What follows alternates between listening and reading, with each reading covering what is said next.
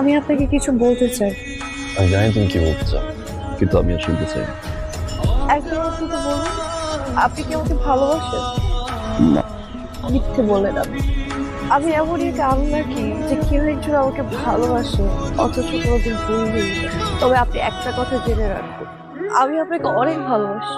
আপনি কি একটা মানুষের আমার হাতটা ধরবেন?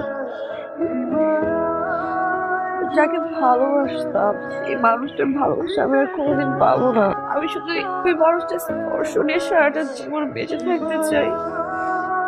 প্লিজ।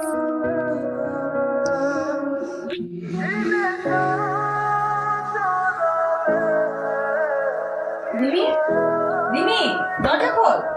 ভাইয়া,